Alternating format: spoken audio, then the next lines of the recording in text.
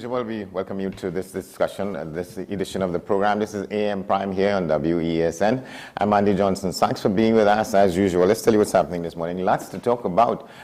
In the first segment of the program, we're talking with Mr. Anthony Roberts. He's chairman of the Supervisory Committee for the Elections in the ruling People's National Movement. There is contention about the conduct of the election, the question that has to go over 3 days before results are known, what happens in the interim between those days and when the counting is done as opposed to when the results are issued. Well, one of the contenders for the position of political leader, Karen Nunes Teixeira, former member of the cabinet in Trinidad and Tobago, she's threatening legal action if certain things are not put in place in time and in for her satisfaction. So we get to that with Mr. Roberts in a bit. We're also talking with Independent Senator Maria Dillon Remy, who in a statement in the Parliament just days ago, she's calling for action. And what she says is the bill for autonomy in Tobago, that and other matters. She says there's action needed on crime in Tobago, and she's urging input from all quarters, including parents, business people, and faith groups to address that issue. And so we get to her as we go down the program. Also, Pandit Satyanand Maharaj, head of the Satyanand Ashram, looking at Trinidad and Tobago is celebrating Diwali in days from now, and we will focus on the cultural and historical significance of Trinidad and Tobago, our festival that originated in India. Of course, we'll take a look around the region as we do always, and we have a special watch this for you on this edition of the program. So those things and more, stay with us. We will come back.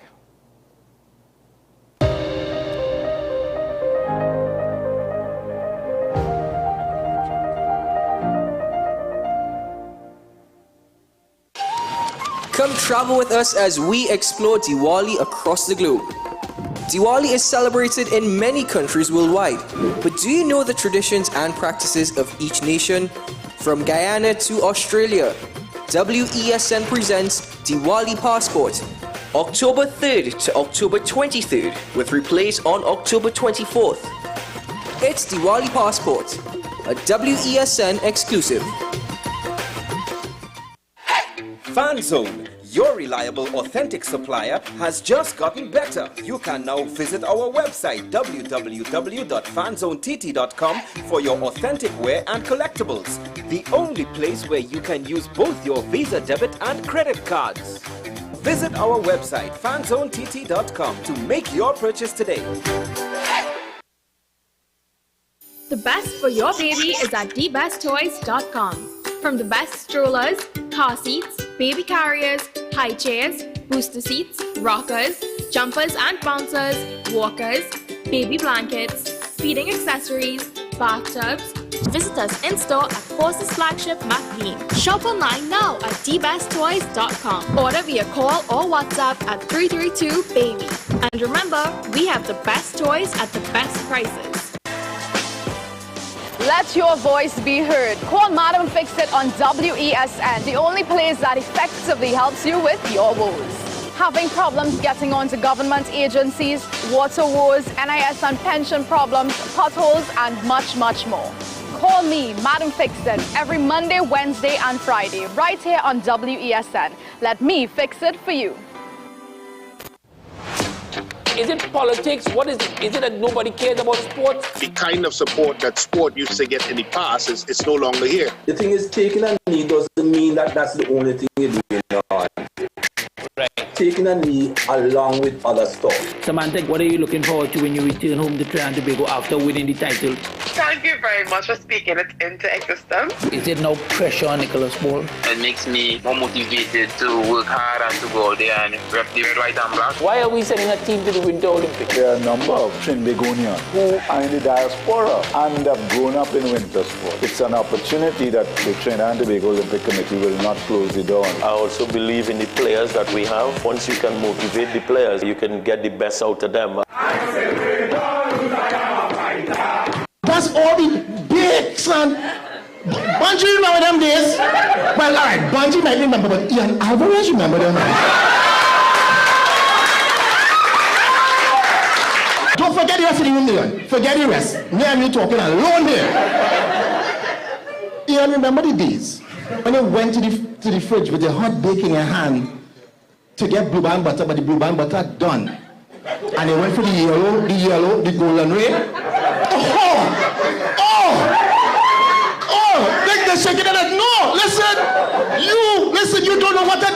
when you bite a baked with golden ray, my dear.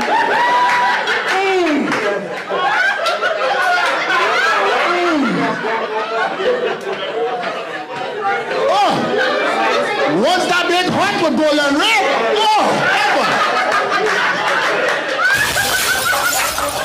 Saturday, November 5th, Shore Park, Tobago. It's Million Laughs Caribbean Comedy Commerce, the mega laugh festival to end the Tobago Carnival season, featuring Tobago's finest in folklore and musical entertainment, together with some of the Caribbean's top comedians, Larry Joseph, Daryl the Saint Mendoza, Dolores, Alan the Entertainer, Handsome Sun, Mako Media, and more. Get your ticket specials available on Island E-Tickets and various outlets nationwide, or visit the Million Laughs handles for more info. It's Comedy Commerce in Tobago, a wee kind of commerce.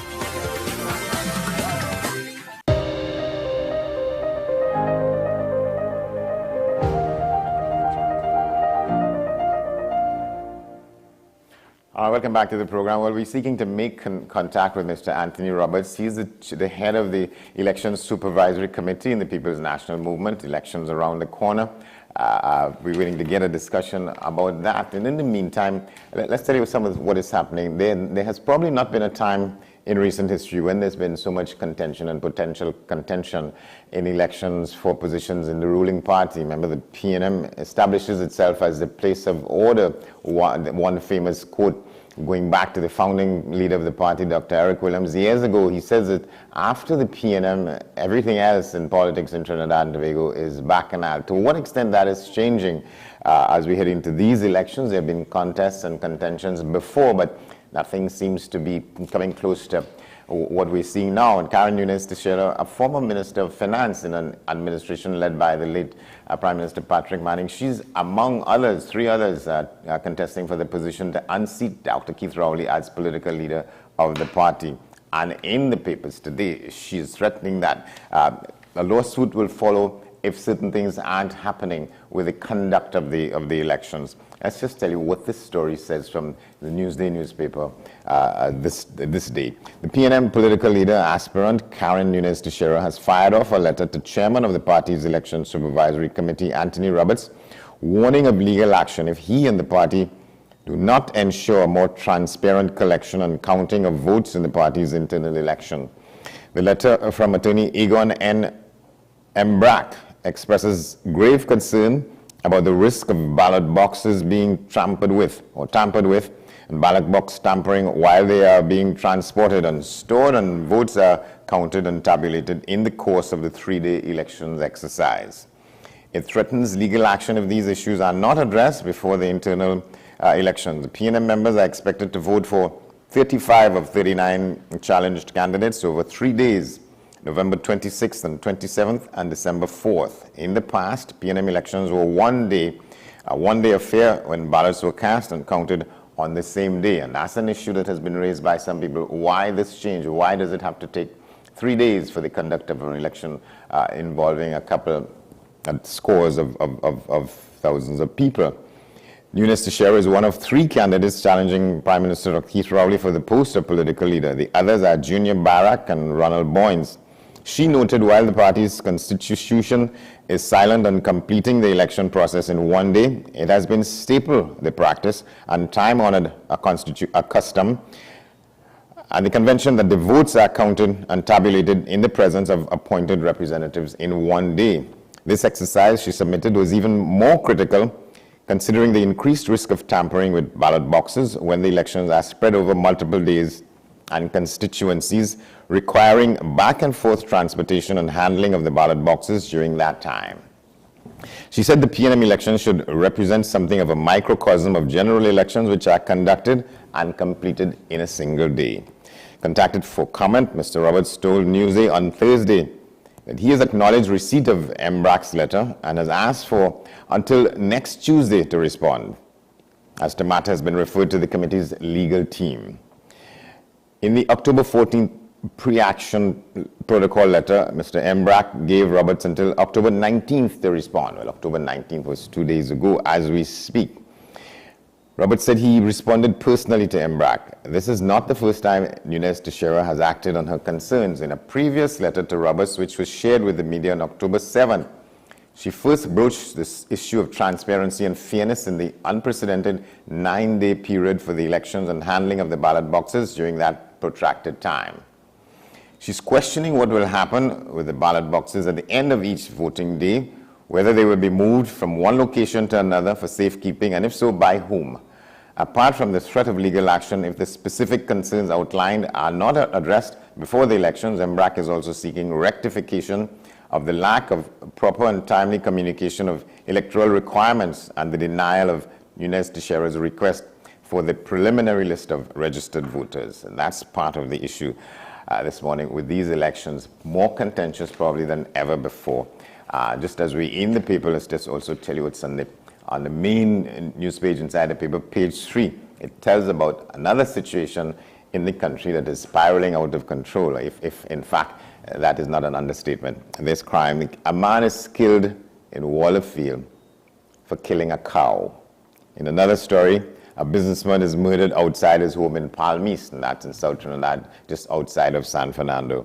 And the third story, a man is murdered in Port of Spain and a suspect shot and arrested.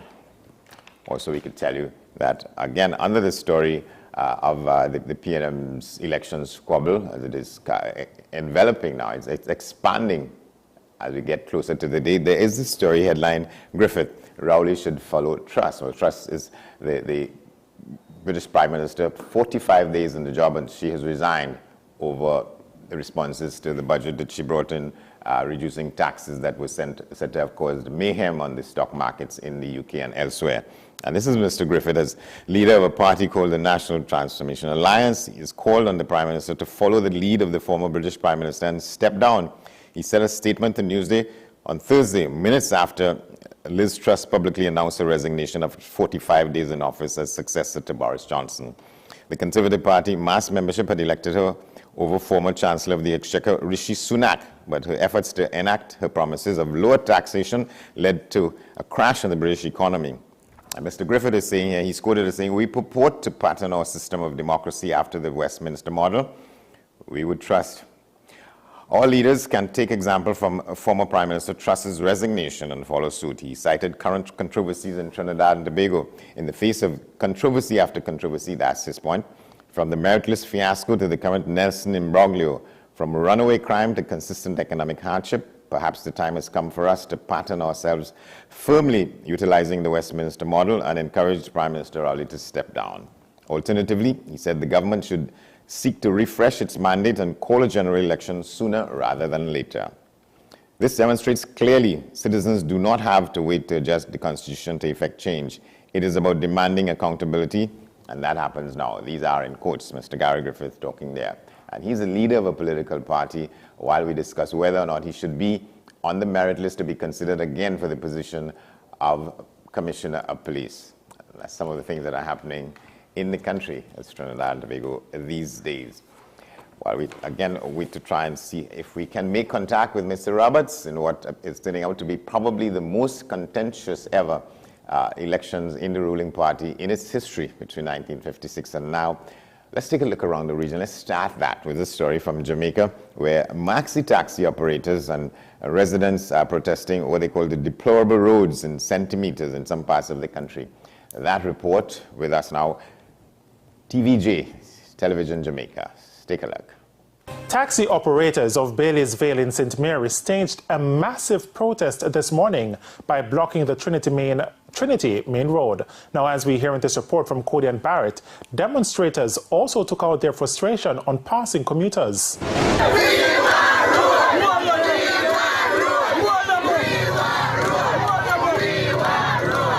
A huge blockade in the middle of Trinity Main Road in St. Mary this morning. Debris dragged into place by angry residents and the taxi operators over the poor road conditions. What used to take me 5 minutes from Baileysville Crossroad to the Portmire town, now it take me half hour. The road is so bad. Red plate vehicle me drive around a trial, ever see a dent up me running board, run a mash up with no a peer gully and trench around the brother. Wall of free go straight up, man, from Baileysville. Need fixing, brother. Not running a good, man. Terrible.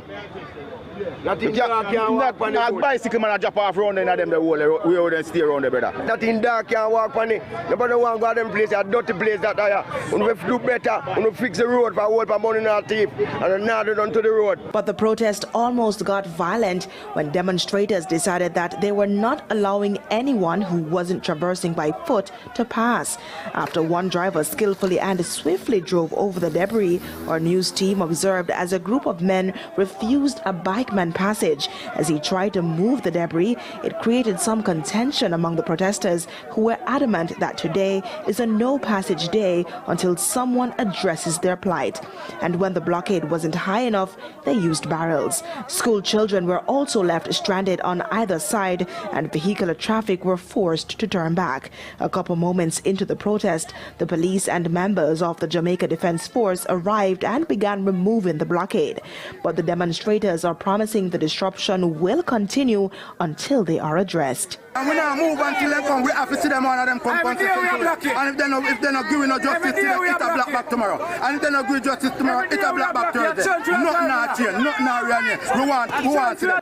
So that's Jamaica. We go to Grenada now, where the government says it wants to recognize and remember the activity that was conducted on October 19th in 1983. You know what that is? That is when the government went up almost in flames. The Prime Minister and others around him,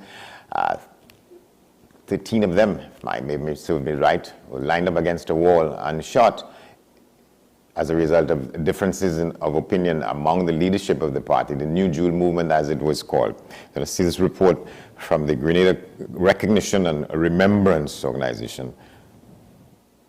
Government wants healing to be the focus of events surrounding October 19th remembrance activity on Wednesday. On Wednesday, October 19th, 1983, Grenada's revolutionary leader, Maurice Bishop, along with other cabinet ministers and civilians, were executed during a military coup led by Bernard Quard. They were executed on Fort George, formerly known as Fort Rupert. Minister for Culture, Honorable Ron Redhead, said government's new policy for October 19th is to have a week-long list of activities known as recognition and remembrance. During an interview with GIS on Tuesday, the Culture Minister, Honorable Ron Redhead, said government cannot ignore what has happened on the ill-fated day, but he says the time for healing is necessary. The activity on the 19th essentially is going to remember the slain leader at the time, Maurice Bishop, and other cabinet colleagues and friends who were assassinated on the 4th. It speaks specific to understanding the role that we as government has to play in terms of healing the nation. I think for a long period, the history of the revolution and its demise has been a scourge on our history and is essentially preventing us from finding national unity. So the need to recognize that day and remember what occurred, but of course as government to play the leading role to bring us to the stage of healing is critical. So the event is going to mark that. And it fits into the week-long series of celebrations, or not celebrations in this instance, but recognition, remembrance that we would like to create going forward for the demise of the Grenada Revolution, understanding its importance in our history and understanding that that period has passed. It is time that we shed skin, and as a nation, we begin the process of healing. Acting Prime Minister Honorable Dennis Cornwall will hoist a white flag at Fort George on October 19th. Minister Redhead spoke of the significance. It symbolizes coming out from the dark period, the peace that we want to promote, and the healing of the nation. So whereas black would symbolize mourning, but because we have mourned for so long, remember the bodies, they did not receive a proper burial. At least in this instance, government is interested in promoting the healing of the nation, the collective of all, not just the sides that were affected. So the white flag symbolizes that peace and healing that we want to promote. And this is AM Prime here on WESN. We'll be back in a moment. Stay with us.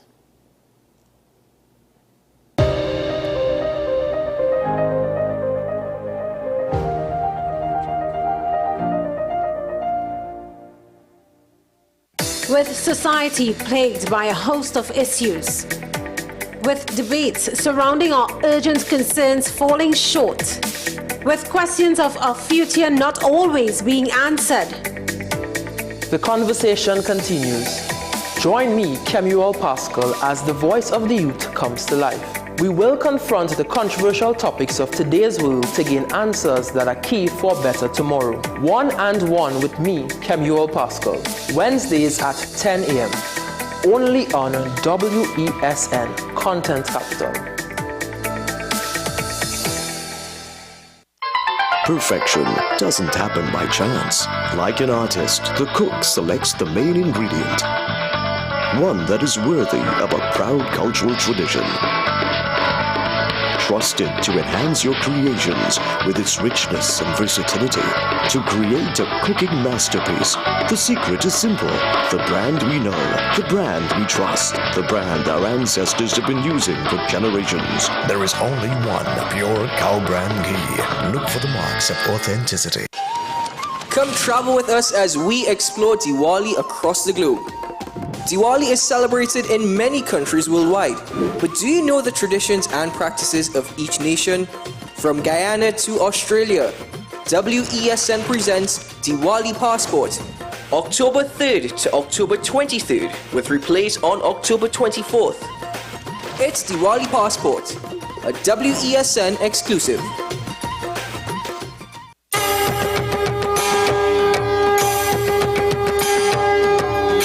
Diwali time again. Come to Prem Singh's Puja Bhavan for all your Diwali essentials. Get your clay diyas, cotton wicks, floating wicks, beautifully decorated imported diyas, and now in stock, our long-lasting, easy-lighting wax diyas. Fasting? We have frozen vegetarian meals, exciting Indian spices and grocery items, decorated mithai boxes, prasad bags, freshly ground elaichi powder, and a paper sohari leaves. And don't forget our popular, tasty, mouth-watering mithai. We have simple Diwali Puja guides on CD with a Puja handout, and our helpful staff will assist you with all the required ingredients to perform your Diwali Puja. Get great deals on lantern decorations, electric diya string lights, and Happy Diwali decorations. Visit us at the corner of Watt Street, Kirep, or at St. Ives Street, Chaguanas, opposite the Charleville taxi stand, or call 663-6084. Prem Singh's Puja Bhavan. It's a family tradition, serving the nation and Dharma. Lakshmi Mata's divine blessings to all.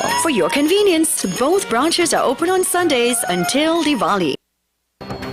The issue, the continued rise in the price of flour and its impact on the cost of living in Trinidad and Tobago. How should we go about it? I want to ask you, what has been revealed to you about the state of vulnerability in the country because of this exercise and because of what we're going through? Is the government losing the war on the vaccine front? The discussion should revolve around the common good for the greatest number of people in Trinidad and Tobago. How do we inculcate a sense of respect and regard for people who may not be of your own political ilk or persuasion? The communities are now being used by political opportunists. So when the tables are turned, it's the same way. Okay, this has been 10 questions. I'm Andy Johnson, and we'll see you next time.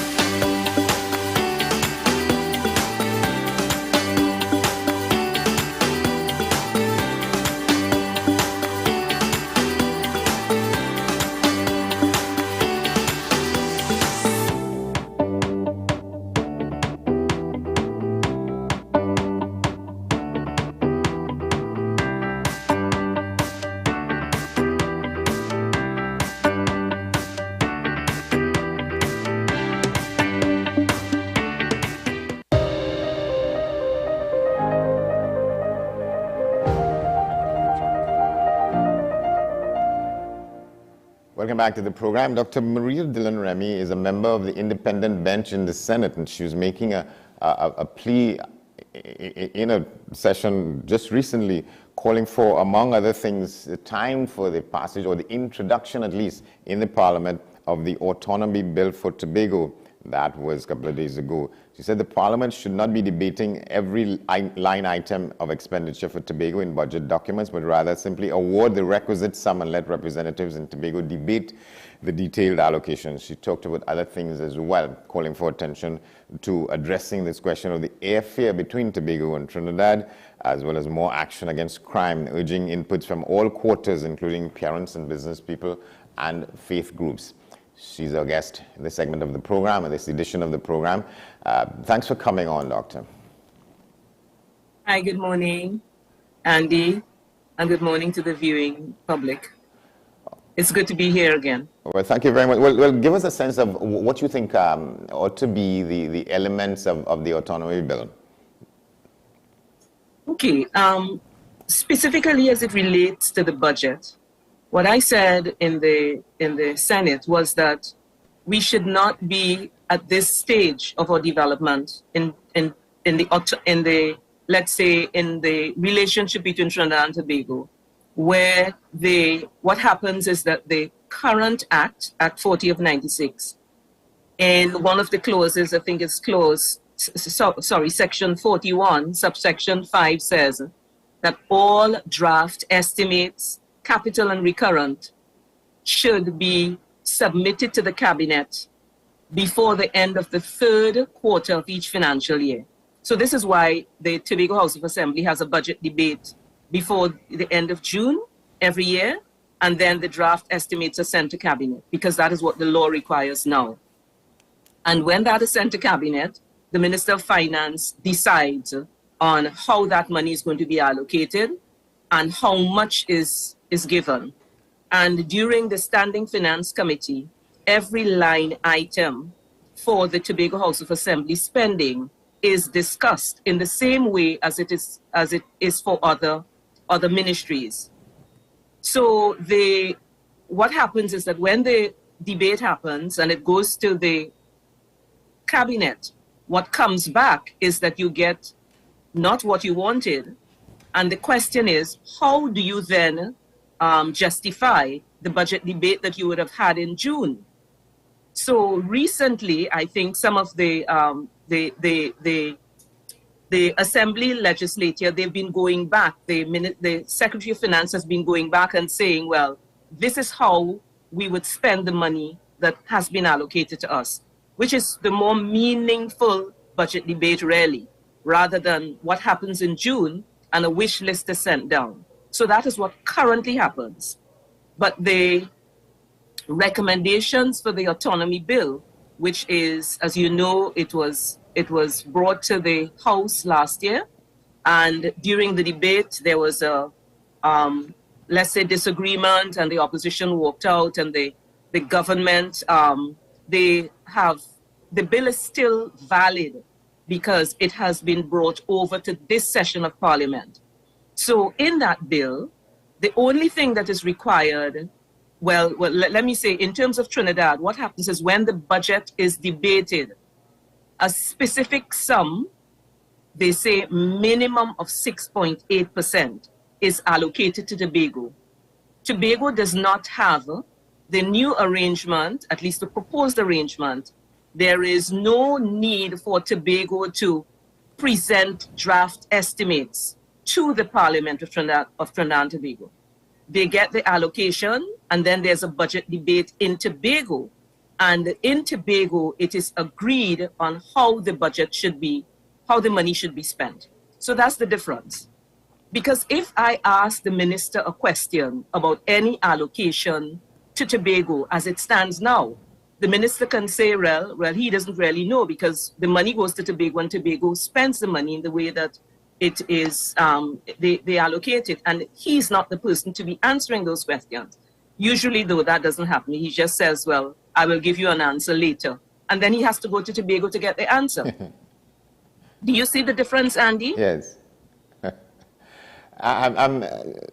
So what you said the last time the matter was being debated, the opposition walked out. Can you refresh our memories as to why, what was happening? Andy, the details I really don't have, but it had to do something with the speaking time of the Prime Minister, and I don't remember the details, but I know it was a joint select committee report that was presented by the Minister of Planning. So the select committee the report was presented to the House, and something happened during that debate, and there was a walkout, and therefore they could not continue. And because for this bill to pass, they need 3/4 majority in the House and 2/3 majority in the Senate. That's because you are amending the Constitution to give Tobago this autonomy that it is requesting now. So what I am hoping for is that the bill will come back to the House and it would be debated, and they would have the requisite support from the House.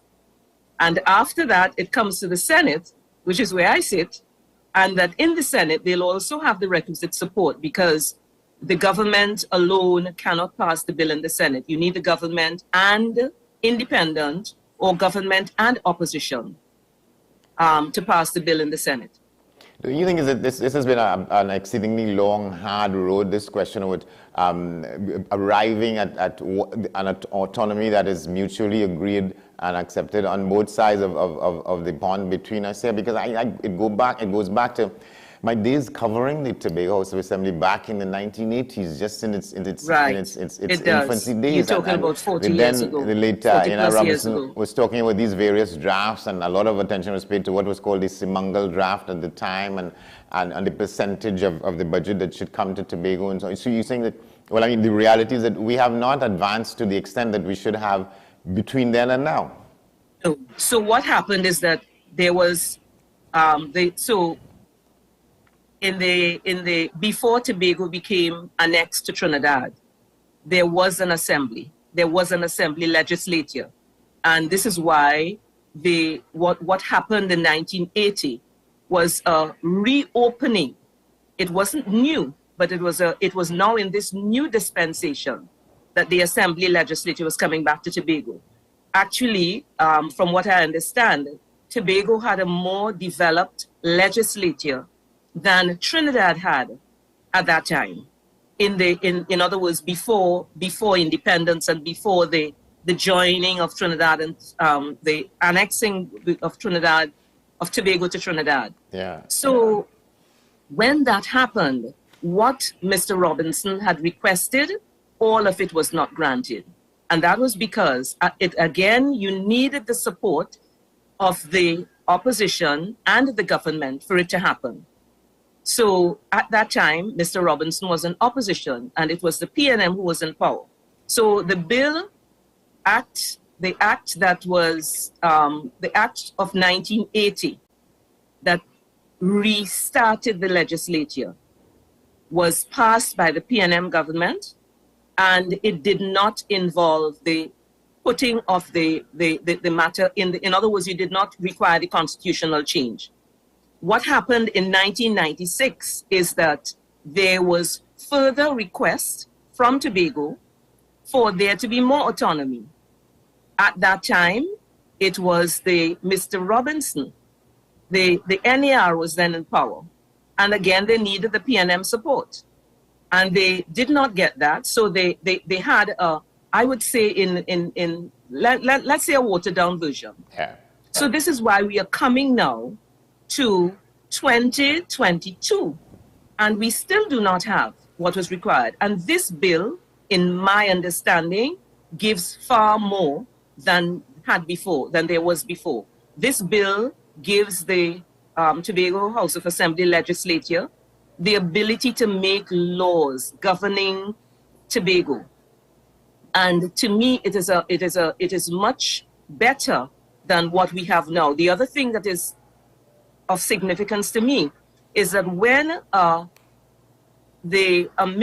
let's say a member of the Executive Council who is responsible for a division in Tobago makes a decision with the current legislature, that decision can be overridden by a minister, because that is what the law now says.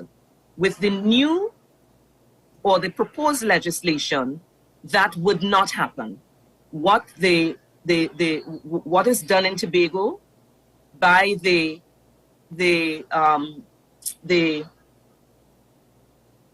Executive Council, the decisions that they make for the areas of their responsibility, that cannot be overridden by a minister. So there are things that are, as far as I'm concerned, very important in this proposed legislation.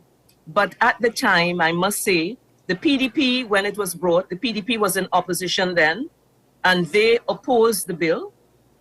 They did, however, send down to the parliament, they did send down what they wanted as amendments to the legislation, which the then Attorney General, when he was in the House, he said that he would consider those amendments. So that is where we're at, Andy, and that is what we need to bring back now to the debate. All right, so that the PDP in the government, because that's I like to sort of examine that statement, because people in the assembly now in the majority in Tobago are increasingly referring to the administration as the government. That is, some people will see that as ominous, but you want to get to the point where you refer to the people in charge in Tobago as the government in Tobago. But before we go there, that discussion, so that they are now calling for it, what was opposed by the PDP in the ascendancy now. Right. What happened then is that they opposed certain sections of the proposed bill. And as I said, if you oppose, then you put what you would want to see change, because until such time as the bill is passed, it's still open for change. So I know that recommendations were sent by the then leader, Mr. I think it was Mr. Augustine, Fali Augustine, then in opposition, and also Mr. Ho-Choi Charles, were the ones who would have sent what they consider needed to be changed down to the parliament. And that now needs to be considered. But as I said, whenever those considerations come, since they are not in parliament, the people who would have to vote for those changes would be the UNC in the House. So they have to be convinced of those things too, so that they can vote for them. And what is your sense that the UNC in the House is on side with the elements of what the changes are? Andy, what I will say is that there is a position right now from the opposition that they would not be supporting anything that requires this majority that the government brings. So, as it stands right now, I cannot say that the opposition is going to support it. However, it is my considered view that if the parties in Tobago, and right now the PNM in Tobago had always said that they supported the legislation as it was. They would have made some recommendations during when they were being consulted. They would have made some recommendations, but the bill that would have been presented in 2016 would have been a bill that had the approval of the Assembly legislature, and that included, well, it was the PNM because they were the only person there then in 2016, but they included the Mr. Charles, the platform of truth. Yes. And at the time, there was another party apparently that did not, and PDP was not in existence then. So when that bill came down, it was from Tobago. And what I am saying, in my humble view, if the parties in Tobago right now say to the government and the opposition these are what we would like to see changed in what you have in the legislation. And as long as it's changes that they can make and they are willing to make, then it will be passed. But you will not have it being passed right now with just the PNM in the House and the UNC in the House. You need the Tobago arm coming in there to say, this is what we want. And this is my humble recommendation. And I heard the Chief Secretary say that he had a group together which consisted of Mr. Hochoy Charles, and he also called some people who were there before. And Ingrid Melvin was a lawyer who was involved with the whole when they were doing the bill, and she was there during the time of when the committee, the Joint Select Committee, went to Tobago with what was proposed. She was there as a part of the group from Tobago discussing what was presented. So he did say that he was going to bring a group together, and I would have hoped that that would also include the minority leader. So what I'm saying, Andy, is I am hopeful that because this is so important for people in Tobago, it may not be as important for people in Trinidad, but for people in Tobago it is important. We cannot continue to live in the way we are, where we go cap in hand begging and you come back and you get something. There has to be more autonomy in how Tobago is run.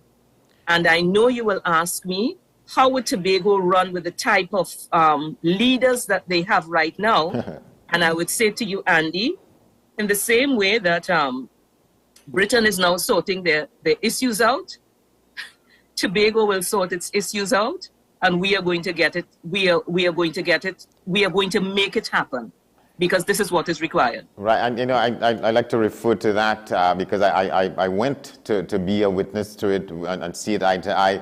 When there was this grand purported final conference on it at the Signal Hill Secondary School. And there a couple of years ago, and Mr. Charles said then he was making that point all along, that let's unite to get it, and then we will fight over it when we get it, when we have it. I never forget that. Absolutely. And that's what they did in the presentation. And every time the Joint Select Committee met, the group that came from Tobago included a mixed group. Mr. Charles, at the time, I remember when I got in there, I got into the Senate in 2018, and the meetings that were had with the Tobago contingent included Mr. Charles, who was then Chief Secretary, Kelvin Charles. It included Mr. Hochoy Charles. At one point in time, Mr. Varnish James was there. Alan Richards was there. So it was a group that was representing Tobago, not just a party in Tobago, and that is what they had set out to do, and that is what is still required now for this to be passed. If that happens, I cannot see the UNC saying, I will not support this bill if the recommendations come from Tobago. Again, that is my humble view, Andy. So the recommendations still have to come? Yes, I really do think so, because that is the only thing that will cause the bill to move from where it is right now. It is right now, let's say it was in committee stage, and it is left there. For it to come back out, the government has to say it is bringing it back out. And I can't see the government bringing it back out unless, because the government knows that it will not get it passed unless there's an agreement. So if it brings it back out just as it is right now without the agreement, it would be literally a wasting time. Yeah. But Tobago, I think, has to be the catalyst for this moving from where it is right now to the other stage. And this is why I was happy to hear when the Chief Secretary said that he was bringing this team together.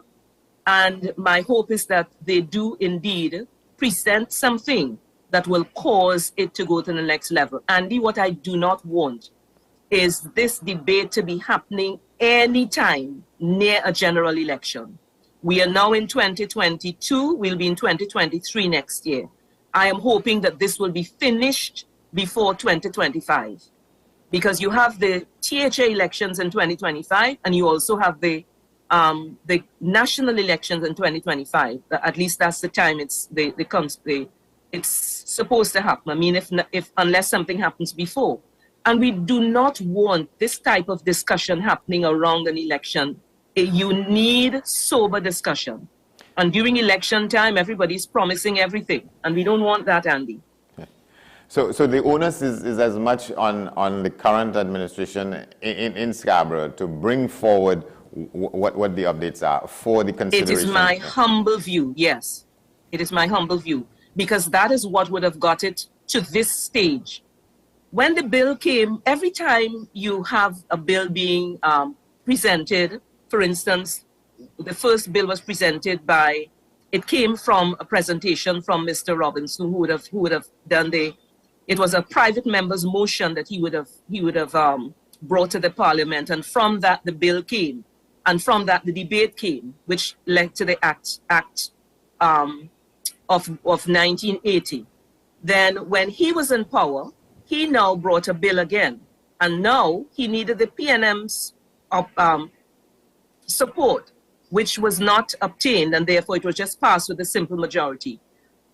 The UNC also, in 2013, I think, they brought a bill, and they didn't get the support either from Tobago or from the PNM, and the bill lapsed. So every time you have this thing coming and forth, but this is the first time that something has come from Tobago, from the Tobago legislature.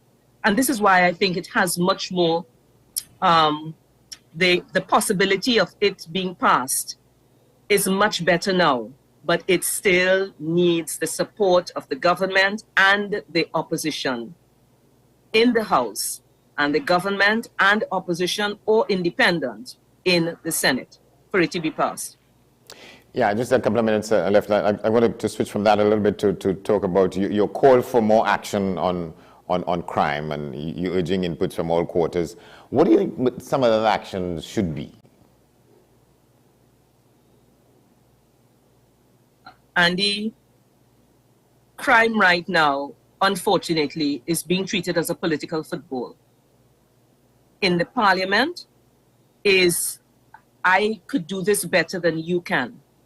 It would be so good if because it is such an important matter, it would be so good if there could be not a meeting that includes the opposition and government, because it is so important a problem. It's a national problem. I mean, you're telling me pie in the sky, but I would say it would, if that is possible, it could happen. But also the all of government approach, if not government and opposition, all of government approach. So far, I hear about crime and I hear about Minister of National Security. I hear about crime and I hear about the justice system, the Attorney General in terms of passing laws. I hear about crime, but I don't hear about the part that, but I say I don't hear, the committee that includes social services, education, faith-based organizations, business. All these people, crime affects the whole society, and therefore all of them should be involved in having a say in how we deal with crime. Well, of course, the prison system is also another one. And Andy, I am saying I would love to see that kind of coordinated approach. Also, University of the West Indies. I attended a meeting that UE had where they were talking about crime. And there's lots of research that has gone on by academics in the University of the West Indies. And they would be able to tell you what can happen or what recommendations. I do not know whether the government has included them, but they are not actively involved right now in any committees that I have seen or heard about. And it is it is too much. The social impact, the economic impact, it is too much. And I would love to see something happening that is different than what is happening now.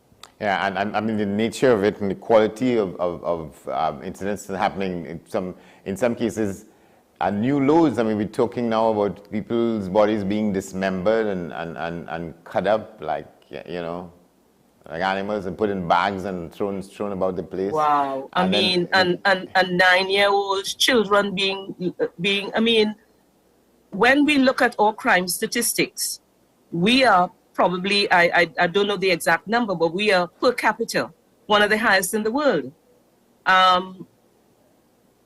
Is that acceptable? It's not. Yeah. So there has to be how to put it, a coming together of all the interest groups in the society, social interest groups, political interest groups, business interest groups. That's what you're saying. Absolutely, absolutely. The criminals don't just pop up overnight. There's a system that creates them, and right now there's a system supporting them. And while the police, I am sorry for the police. I'm really sorry for them, because literally they are running behind a train that is, as far as I'm concerned, has gone out of hand. And they are trying to catch up. And no amount of resources is going to help them to catch up. And we are talking about crime at that level, but Andy, we are also talking about crime at the white-collar level. Yeah. That is also supporting what is happening on the ground. Yeah, that's to digest and to find a ways around. But you're saying that there's an absence, or there's a weak sense of commitment and resolve to address it from a number of fronts. Absolutely, absolutely. I am tired of hearing about a commission of police to solve crime. A commission of police cannot solve crime. You need an appropriate commission of police, yes, but that's not the answer. You need that, but you need so many other things, and that's what we're hearing about. Yeah. A commission of police. You need a good police service commission. All these things are needed, but you also need a proper criminal justice system. Yeah. We're going to have to leave it there. Thank you very much, Dr. Maria Dillon-Remy. Thank you so much, Andy, for being here. All right, we'll take a break. There's news at the top of the hour, which is seconds from now. We continue on the other side. Stay with us.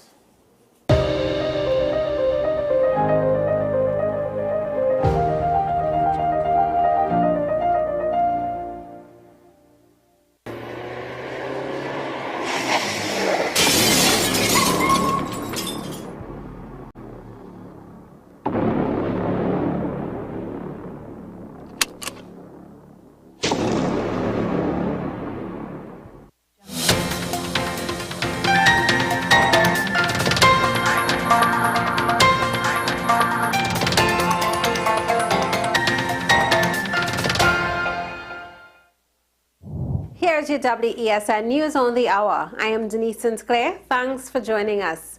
Here are the headlines. PNM Chair Hopeful says there is a major disconnect within the party. Tobago Minority Leader concerned about there being no representative in UK market. Incoming tutor president seeking to have injunction removed. And internationally, Uganda announces lockdown as Ebola cases rise. Now for the details. PNM Chairman candidate Kenneth Butcher has agreed that there is a disconnect within the current executive of the party. Butcher is vying for the position under the Karen Nunes-Teixeira team. Right now there's a major disconnect between members in the party, between supporters of the party, and what I would say the executive, the cabinet. There's a major disconnect. And I'm sure that you're feeling it and hearing it right through the country, the vibrations. And I say it reminds us. And I was listening to Freddie Ferrari yesterday and Ashton Ford. And they tell you the same thing, because they have institutional knowledge and the vibration is there. Minority Leader Calvin Morris has sought to explain why there is no board in place at the Tobago Regional Health Authority. He says he has sought legal counsel, who advises that it is illegal not to have a board in place. Meanwhile, the minority leader also expressed concern about Virgin Atlantic not flying to Tobago. He's also concerned that there is no representative in the UK to market the destination. At this time, there is no rep doing such functions in the UK market at this time, and I'm calling on the Secretary to confirm whether this is true.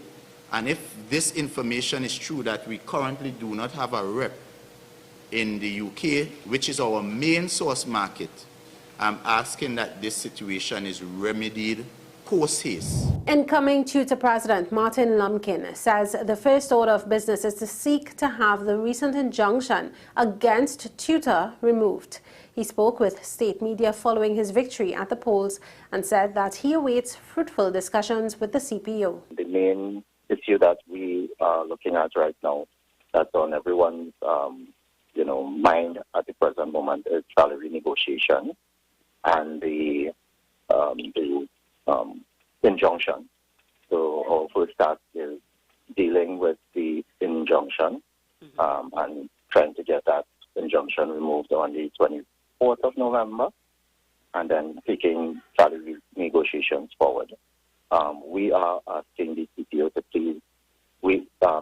please respond to the last written correspondence, and we are always willing to meet around the table. On to international news now. Ugandan President Yoweri Museveni has declared an immediate 3-week lockdown in 2 high-risk districts as the country battles a rise in Ebola infections. All movement in and out of the Mubende and Kasanda districts will be halted, Museveni said in a televised address on Saturday, although cargo trucks will be allowed to enter and leave the areas. Curfews will also be imposed.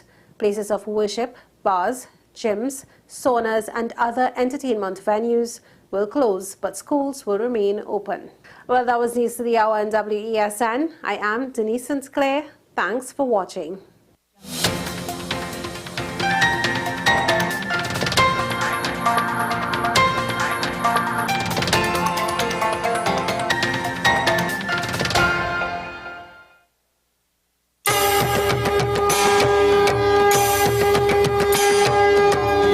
Diwali time again. Come to Prem Singh's Puja Bhavan for all your Diwali essentials. Get your clay diyas, cotton wicks, floating wicks, beautifully decorated imported diyas. And now in stock, all long-lasting, easy-lighting wax diyas. Fasting? We have frozen vegetarian meals, exciting Indian spices and grocery items, decorated mithai boxes, prasad bags, freshly ground elaichi powder, and paper sohari leaves. And don't forget our popular, tasty, mouth-watering mithai. We have simple Diwali Puja guides on CD with a Puja handout, and our helpful staff will assist you with all the required ingredients to perform your Diwali Puja. Get great deals on lantern decorations, electric diya string lights, and Happy Diwali decorations. Visit us at the corner of Watt Street, Kirep, or at St. Ives Street, Chaguanas, opposite the Charleville taxi stand, or call 663-6084. Prem Singh's Puja Bhavan. It's a family tradition serving the nation and Dharma. Lakshmi Mata's divine blessings to all.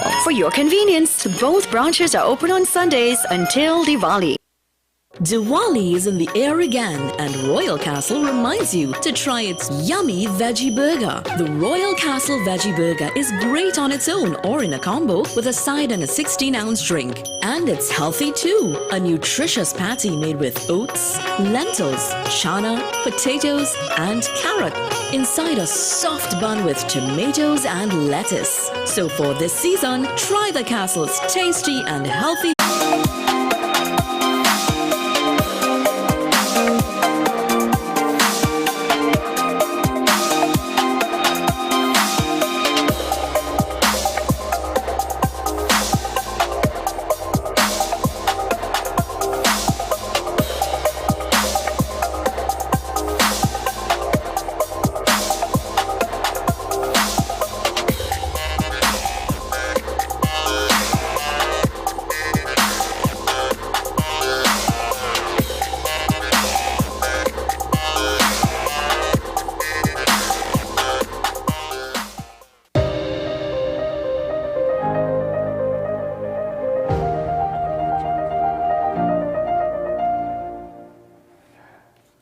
Welcome back to the program. On a day like this, we want to share something with you. It's called the Friday segment. As we know, it's Friday, and this is Friday. As they say, we show a Caribbean takeover at a halftime show in Maryland in the United States, which featured the Maryland Steel Band Collective and the Mighty Sound of Maryland, the marching band. Part featured in our national instrument, the steel band. Take a look at this.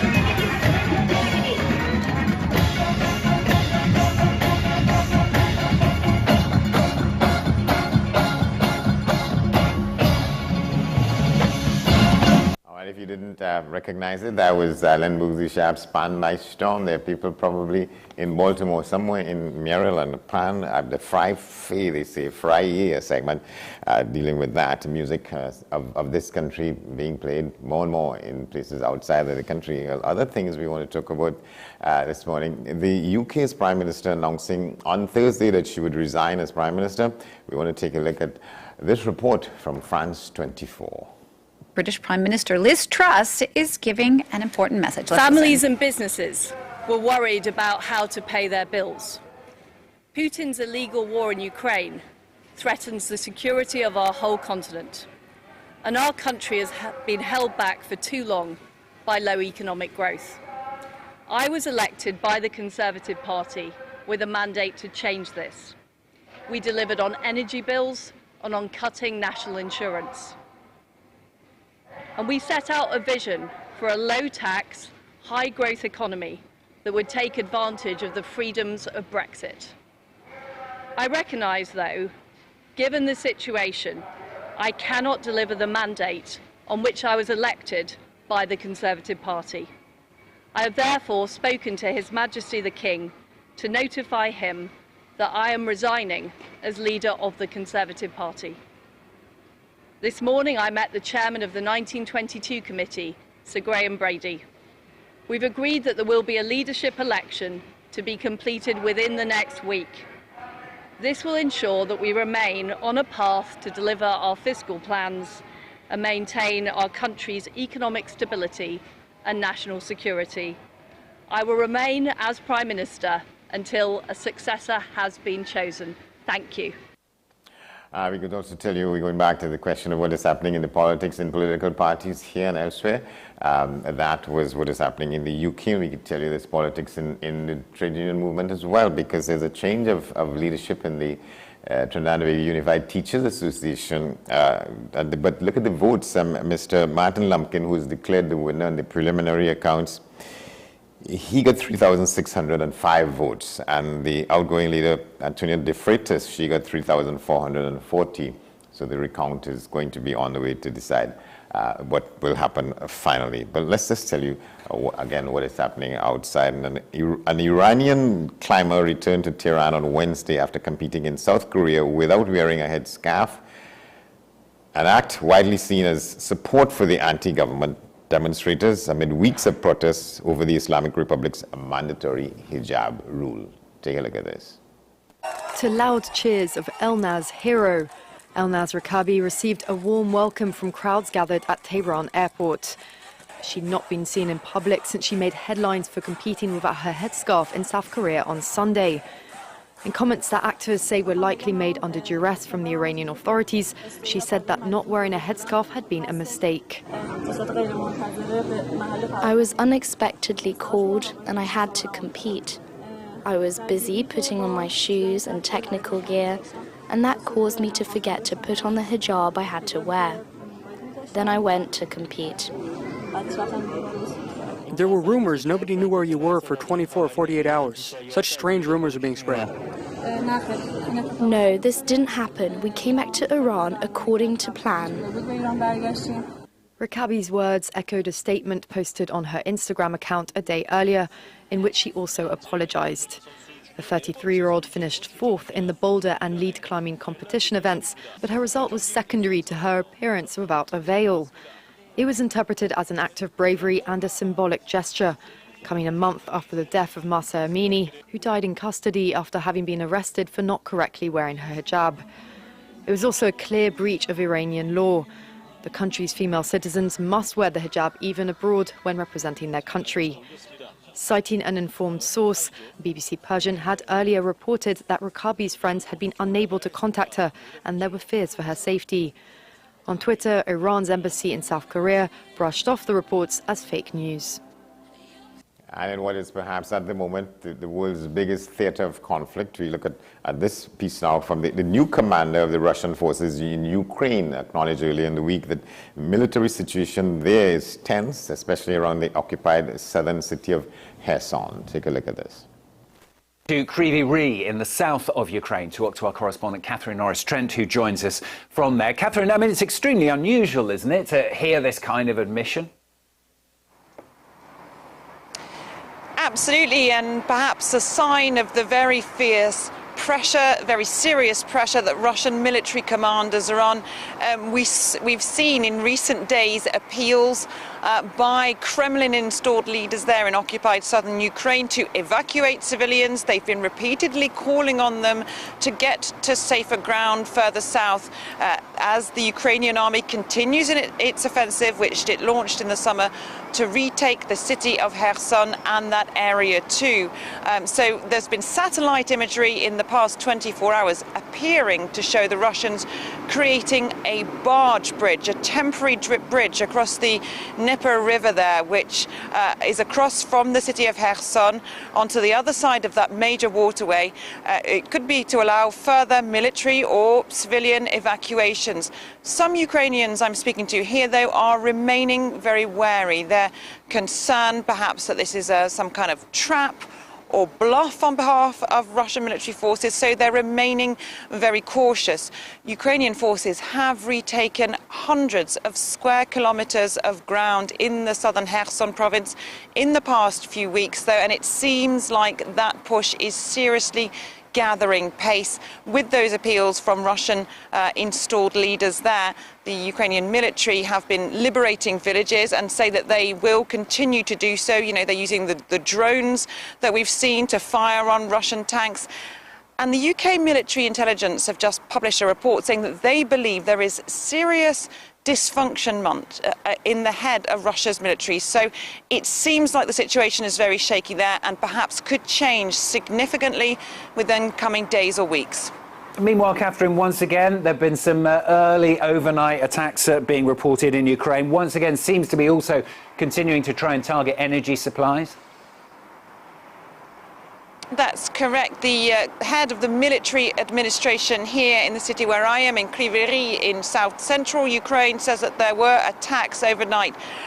He said rocket attacks targeting energy infrastructure and a residential building.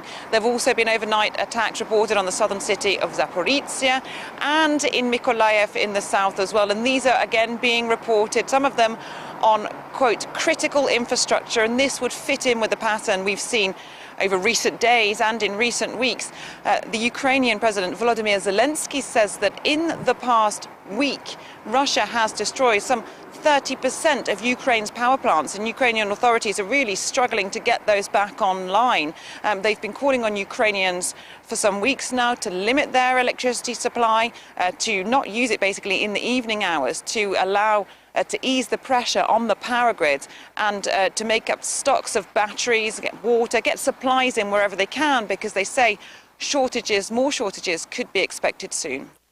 We can tell you now that we'll share with you when we come back after this break a story which says that Barbados was one of the 143 nations voting in favor of the resolution that demands Russia stop illegally annexing parts of Ukraine. We'll get to that on the other side, but stay with us. We're coming back.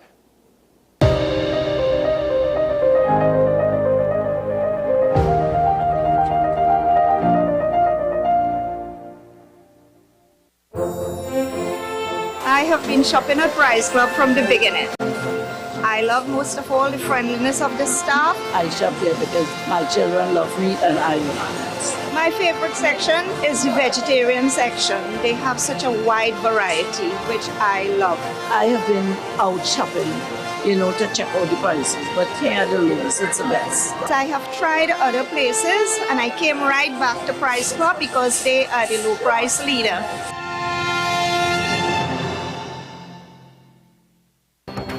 The issue, the continued rise in the price of flour and its impact on the cost of living in Trinidad and Tobago. How should we go about it? I want to ask you what has been revealed to you about the state of vulnerability in the country because of this exercise and because of what we're going through. Is the government losing the war on the vaccine front? The discussion should revolve around the common good for the greatest number of people in Trinidad and Tobago. How do we inculcate a sense of respect and regard for people who may not be of your own political ilk or persuasion?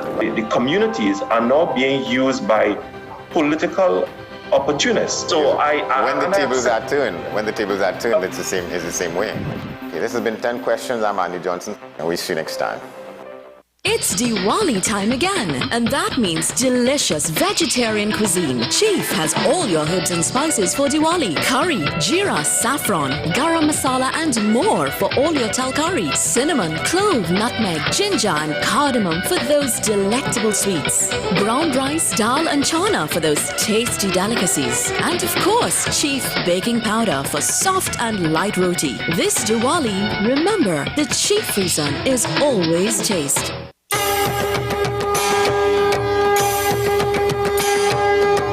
It's Diwali time again. Come to Prem Singh's Puja Bhavan for all your Diwali essentials. Get your clay diyas, cotton wicks, floating wicks, beautifully decorated imported diyas. And now in stock, our long-lasting, easy-lighting wax diyas. Fasting? We have frozen vegetarian meals, exciting Indian spices and grocery items, decorated mithai boxes, prasad bags, freshly ground elaichi powder, and paper sohari leaves. And don't forget our popular, tasty, mouth-watering mithai. We have simple Diwali Puja guides on CD with a Puja handout, and our helpful staff will assist you with all the required ingredients to perform your Diwali Puja. Get great deals on lantern decorations, electric diya string lights, and Happy Diwali decorations. Visit us at the corner of Watt Street, Kirep, or at St. Ives Street, Chaguanas, opposite the Charleville taxi stand, or call 663-6084. Prem Singh's Puja Bhavan. It's a family tradition, serving the nation and Dharma. Lakshmi Mata's divine blessings to all. For your convenience, both branches are open on Sundays until Diwali. Let your voice be heard. Call Madam Fix It on WESN, the only place that effectively helps you with your woes. Having problems getting onto government agencies, water woes, NIS and pension problems, potholes, and much, much more. Call me, Madam Fix It, every Monday, Wednesday, and Friday, right here on WESN. Let me fix it for you. Every word, every line, every paragraph depicts a real moment in someone's life. A father, a sister, a mother, a brother. We at Newsday are dedicated to you, the people, and through independent, unwavering journalism, strive to always bring your stories to life. Because your stories are more than just words. Newsday, independent and credible. Is it politics? What is it? Is it that nobody cares about sports? The kind of support that sport used to get in the past is no longer here. The thing is, taking a knee doesn't mean that that's the only thing you're doing on it. Right. Taking a knee along with other stuff. Samantha, what are you looking forward to when you return home to Trinidad and Tobago after winning the title? Thank you very much for speaking it into existence. Is there no pressure on Nicholas Ball? It makes me more motivated to work hard and to go out there and rep the white and black. Why are we sending a team to the Winter Olympics? There are a number of Trinbagonians who are in the diaspora and have grown up in winter sport. It's an opportunity that the Trinidad and Tobago Olympic Committee will not close the door on. I also believe in the players that we have. Once you can motivate the players, you can get the best out of them.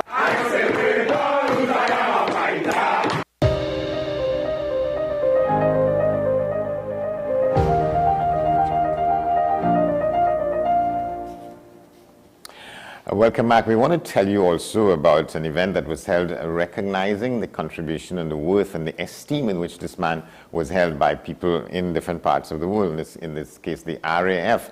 On Wednesday, they honored him as the most decorated West Indian serviceman in the British Armed Forces. We're talking about Ulrich Cross, the late great Ulrich Cross. But before we get to that, let's go to the story in Barbados, or at the UN, in which 143 nations voted in favor of the resolution which requires that Russia stop the illegal annexation of parts of Ukraine. One of those countries was Barbados. We have a report now from CBC Newsnight. Barbados is among the 143 United Nations member states voting in favor of a resolution which demands Russia reverse course on the attempted illegal annexation of regions of Ukraine. 5 members, Belarus, North Korea, Nicaragua, Russia, and Syria, voted against, and there were 35 abstentions. 12 CARICOM states in total were in support of the resolution. The resolution, now passed in the Assembly, calls on all states, the UN and international organizations not to recognize any of Russia's annexation claims and demands the immediate reversal. It states the regions are temporarily occupied by Russia as a result of aggression violating Ukraine's territorial integration, sovereignty and political independence. U.S. Representative to the UN, Ambassador Linda Thomas-Greenfield, made it clear Russia is breaking international law. As in 2014, Russia is testing the resolve of the world to stand up for the core principles of international law. How else do you explain the flagrant disregard of the values of sovereignty, territorial integrity, and peace and security? How else do you explain the horrific attacks on civilians and civilian infrastructure that we've seen this week? How else do you explain the saber rattling from Putin and his veiled threats of deploying nuclear force? These are threats against this institution. They are threats against all of us. I hope you saw the numbers there. 145 countries voted in favor of the resolution asking Russia to stop its illegal annexation of parts of Ukraine. 5 countries voted against it and 35 abstained. Well, let's just go to the story now about the remembrance and the reverence about Ulrich Cross. Let's take a look at what was there, the Black Hornet, they call it. Right, a black airman nicknamed the Black Hornet has been honoured today in a special ceremony at RAF Marham in Norfolk, where he was based. Ulrich Cross was the most decorated airman from the Caribbean of the Second World War. He completed an incredible 80 bombing missions over Germany, and the novelist Ken Follett based his book The Hornet Flight on him. Natalie Gray reports.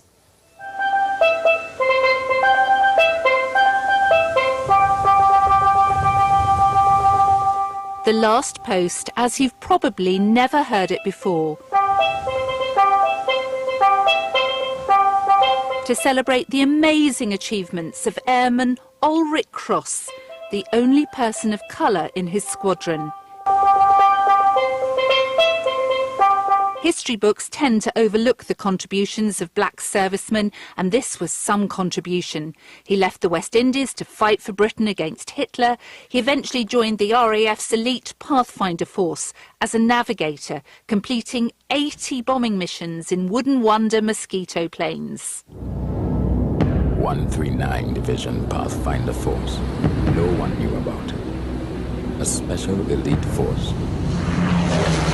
I was a navigator, the only West Indian in my squadron.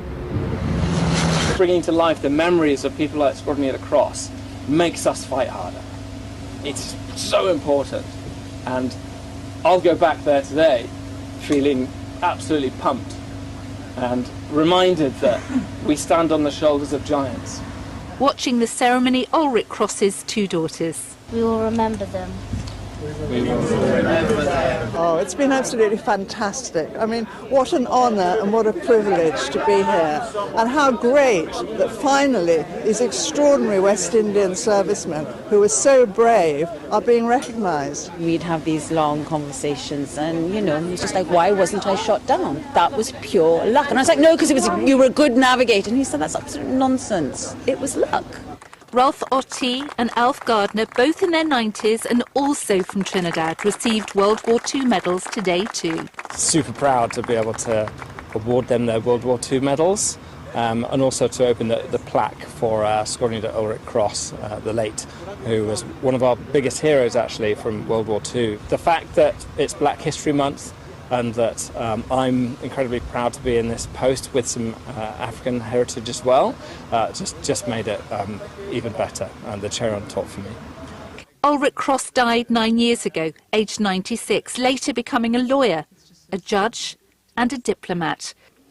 But it's as the Black Hornet he'll be properly remembered for his service and sacrifice. Natalie Gray, ITV News, RAF Marham in West Norfolk. Well, a source of great pride for the people of Trinidad and Tobago and elsewhere in the Caribbean. That will do it for us for this edition of the program. We thank you for watching. We thank our guests. We tell you can keep in touch with us here at AM Prime at WESNCC on all the social media platforms, and you can send your emails to amprime@wesncc.com. I'm Andy Johnson. Thanks for watching. Have a good weekend. Wish you.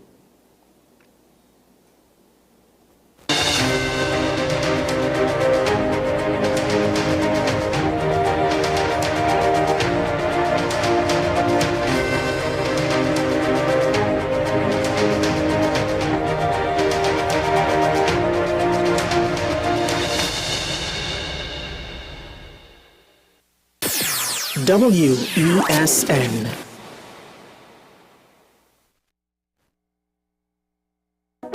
I'm Keaton Shaw, and we are WESN, the content capital.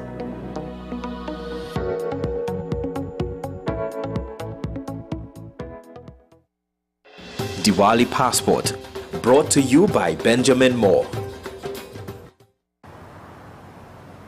Bill and Ruth fell in love with the Benjamin Moore color Dry Sage, but they tried to match it using another brand's paint. I mean, it's close enough. Almost identical, really.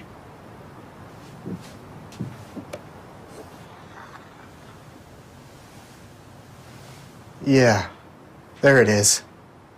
Never trust another paint to be a Benjamin Moore color.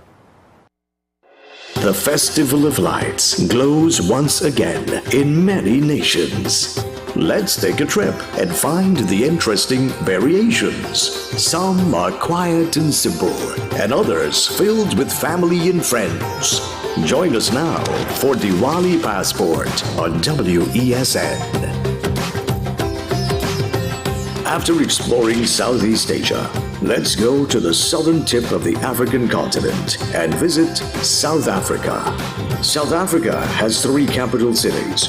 The executive is Pretoria, the judicial Bloemfontein, and the legislative capital is Cape Town, the largest city being Johannesburg. With a population of 60 million, this country has the largest Indian city outside of India, Durban.